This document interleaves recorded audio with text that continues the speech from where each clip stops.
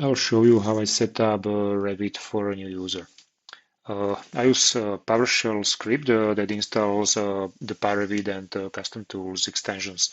The script then copies the configuration files for Revit, Dynamo, and pyRevit to the correct locations. It also records the hardware specifications and the name of the future user of the computer for the inventory Power BI report.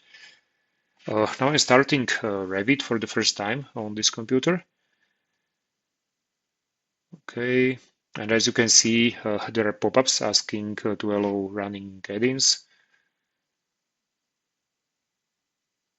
And we can also see that the project template has been automatically assigned. And the move on drag feature is turned off because it is dangerous. The selection and pre-selection colors have been adjusted to be more visible. And tab coloring is enabled and customized. And this has been done for the families as well. As you can see, the custom extensions have been automatically installed by the script as well. And the Dynamo Player has been configured to open our default folder where we store published scripts.